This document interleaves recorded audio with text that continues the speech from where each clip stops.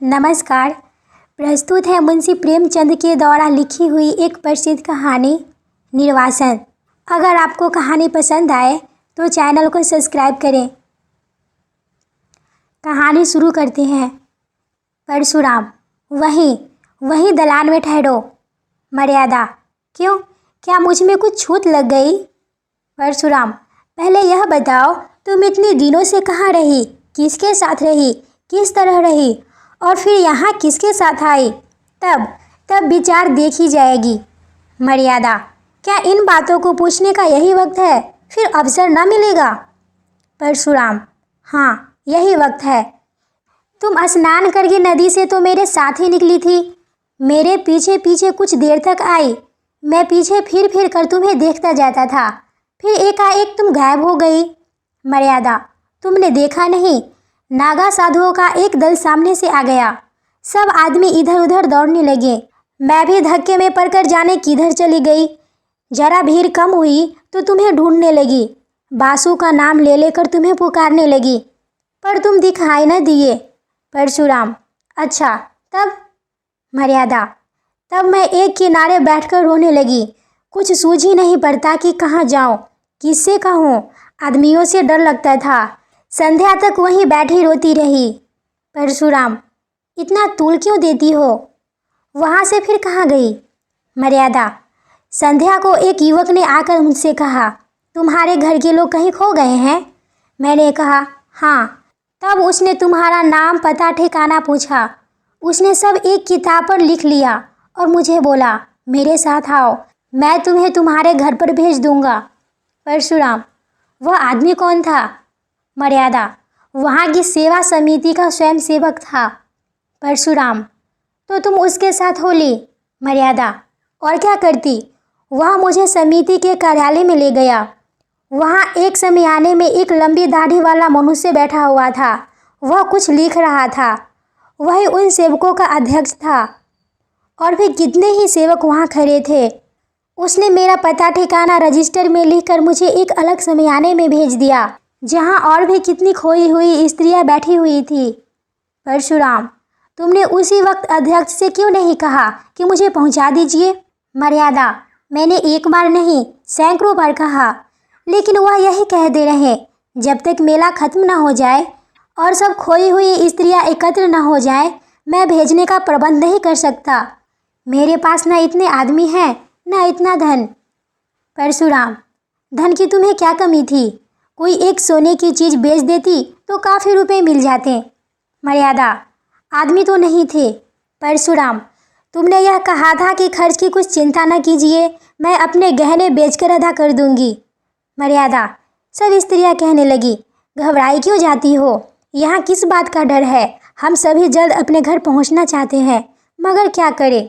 तब मैं भी चुप हो गई। परशुराम, और सब स्त्रियां कुएं में गिर पड़ती तो क्या तुम भी गिर पड़ती? मर्यादा, जानती तो थी कि यह लोग धर्म के नाते मेरी रक्षा कर रहे हैं। कुछ मेरी नौकरियां मंजूर नहीं है, फिर आग्रह किस मुंह से करती? यह भी बात है कि बहुत सी स्त्रियों को वहां देखकर मुझे कुछ तसल्ली मिल गई। परशुराम, हाँ, इससे बढ़कर तस्कीन की और क्या बात हो सकती थी? अच्छा, वहाँ के दिन तस्कीन का आनंद उठाती रही। मेला तो दूसरे ही दिन उठ गया होगा। मर्यादा, रात भर मैं स्त्रियों के साथ वहीं शमियाने में रही। परशुराम, अच्छा, तुमने मुझे तार क्यों नहीं दिलवा दिया? मर्यादा, मैंने समझा जब यह लोग पहुंचाने की ही कहते हैं तो तार क्यों दूं? परशुराम, खैर, रात को तुम वहीं रही, युवक बार बार भीतर आते रहे होंगे।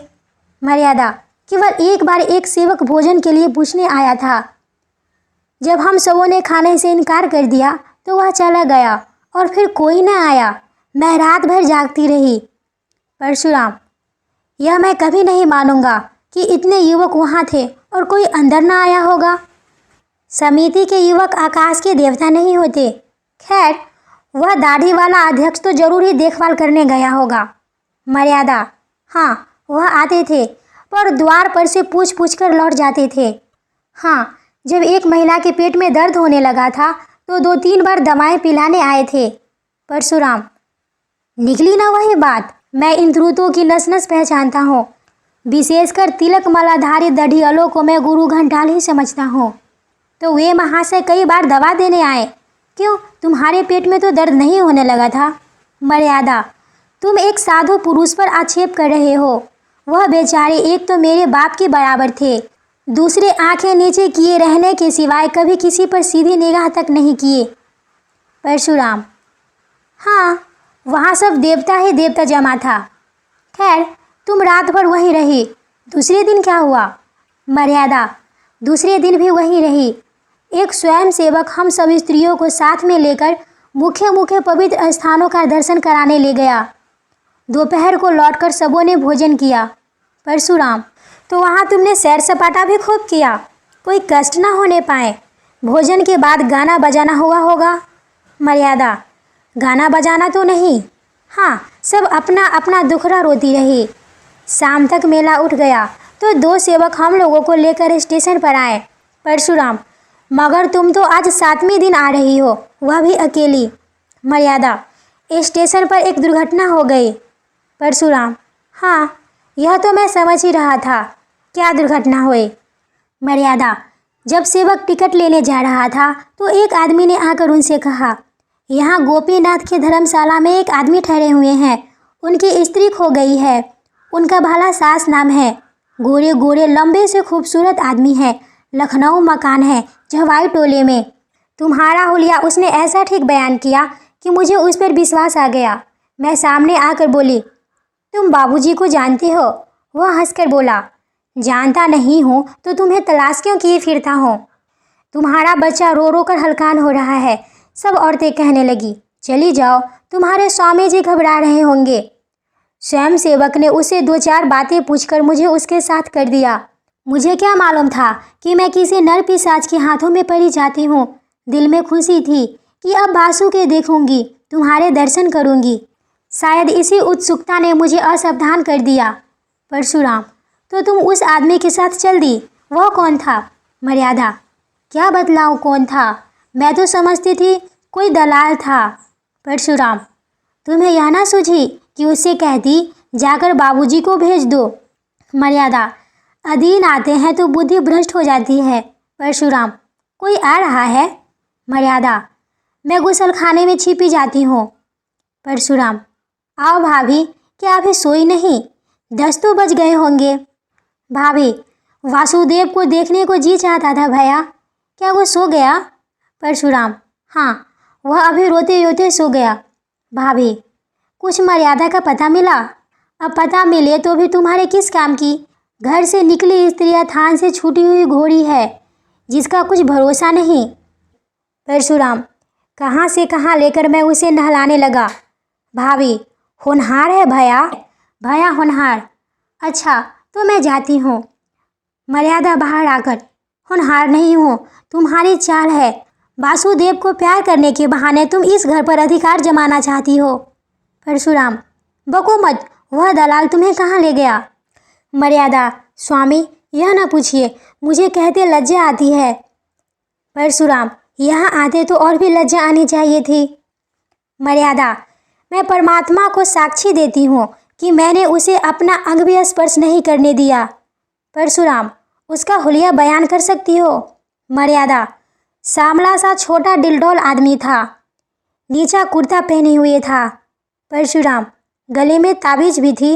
मर्यादा, हाँ, थी तो। परशुराम, वह धर्मशाले का मेहतर था, मैंने उसे तुम्हारे गुम हो जाने की चर्चा की थी। वह उस दुष्ट ने उसका वह स्वांग रचा। मर्यादा, मुझे तो वह कोई ब्राह्मण मालूम होता था। परशुराम, नहीं, मेहतर था, वह तुम्हें अपने घर ले गया? मर्यादा, हाँ, उसने मुझे तांगे पर बैठाया और एक तंग गली में एक छोटे से मकान के अंदर ले जाकर बोला, तुम यहीं बैठो, तुम्हारे बाबूजी यहीं आएंगे। अब मुझे विविध हुआ कि मुझे धोखा दिया गया। रोने लगी। वह आदमी थोड़ी देर बाद चला गया और एक बुढ़िया आकर मुझे भांति भांति के प्रलोभन देने लगी। सारी रात रो रो कर काटी। दूसरे दिन दोनों मुझे फिर समझाने लगी कि रो रो कर जान दे दोगी, मगर यहाँ कोई तुम्हारे मदद करने ना आएगा। तुम्हारा एक घर टूट गया, हम तुम्हें उससे अच्छा घर देंगे, जहाँ तुम सोने के कौर खाओगी और सोने से लद जाओगी। जब मैंने देखा कि यहाँ से किसी तरह नहीं निकल सकती तो मैंने कौशल करने का निश्चय किया। परशुराम, खैर सुन चुका, मैं तुम्हारा ही कहना मान लेता हूँ कि तुमने अपने अस्तित्व की रक्षा की, पर मेरा हृदय तुमसे घृणा करता है। तुम मेरे लिए फिर वह नहीं निकल सकती जो पहले थी। इस घर में तुम्हारे लिए स्थान नहीं है। मर्यादा, स्वामी जी, यह अन्याय न कीजिए। मैं आपकी वही स्त्री हूँ जो पहले थी। सोचिए मेरी दशा क्या होगी। परशुराम, मैं यह सब सोच चुका और निश्चय कर चुका। आज 6 दिन से यह सोच रहा हूँ। तुम जानती हो कि मुझे समाज का भय नहीं। छूत विचार को मैंने पहले ही तिलांजलि दे दी। देवी देवताओं को पहले ही विदा कर चुका। पर जिस स्त्री पर दूसरी निगाहें पड़ चुकी हो, जो 1 सप्ताह तक न जाने कहाँ और किस दशा में रही, उसे अंगीकार करना मेरे लिए असंभव है। अगर अन्याय है तो ईश्वर की ओर से है, मेरा दोष नहीं। मर्यादा, मेरी विपसमा पर आपको जरा भी दया नहीं आती। परशुराम, जहाँ घृणा है वहाँ दया कहाँ। मैं अब भी तुम्हारा भरण पोषण करने को तैयार हूँ। जब तक जीऊँगा तुम्हें अन्न वस्त्र का कष्ट न होगा, पर तुम मेरी स्त्री नहीं हो सकती। मर्यादा, मैं अपने पुत्र का मुंह न देखूं अगर किसी ने भी स्पर्श किया हो। परशुराम, तुम्हारा किसी अन्य पुरुष के साथ क्षण भर भी एकांत में रहना तुम्हारे पतिव्रता को नष्ट करने के लिए बहुत है। यह विचित्र बंधन है, रहे तो जन्म जन्मांतर तक रहे, टूटे तो क्षण भर में टूट जाए। तुम ही बताओ, किसी मुसलमान ने जबरदस्ती मुझे अपना उचित भोजन खिला दिया हो तो तुम मुझे स्वीकार करती। मर्यादा, वह तो दूसरी बात है। परशुराम, नहीं, एक ही बात है। जहाँ भाव का संबंध है वहाँ तर्क और न्याय से काम नहीं चलता। यहाँ तक अगर कोई कह दे कि तुम्हारे पाने को मेहतर ने छू लिया है, तब भी उसे ग्रहण करने में तुम्हें घृणा आएगी। अपने ही दिल से सोचो कि तुम्हारे साथ न्याय कर रहा हूँ या अन्याय। मर्यादा, मैं तुम्हारे छुई हुई चीज़ न खाती, तुमसे पृथक रहती, पर तुम्हें घर से तो न निकाल सकती थी। मुझे इसीलिए न दुत्कार रहे हो कि तुम घर के स्वामी हो और मैं इनका पालन करते जाऊँ। परशुराम, यह बात नहीं है, मैं इतना नीच नहीं हूँ। मर्यादा, तो तुम्हारा यही अंतिम निश्चय है। परशुराम, हाँ, अंतिम। मर्यादा, जानते हो इसका परिणाम क्या होगा। परशुराम, जानता भी हूँ और नहीं भी जानता। मर्यादा, मुझे वासुदेव ले जाने दोगे। परशुराम, वासुदेव मेरा पुत्र है। मर्यादा, उसे एक बार प्यार कर लेने दोगे। परशुराम, अपनी इच्छा से नहीं, तुम्हारी इच्छा हो तो दूर से ही देख सकती हो। मर्यादा, तो जाने दो, नहीं देखूंगी। समझ लूंगी कि विधवा हूँ और बाँझ भी। चलो मन, अब इस घर में तुम्हारा निवाह नहीं है। चलो जहाँ भाग्य ले जाए।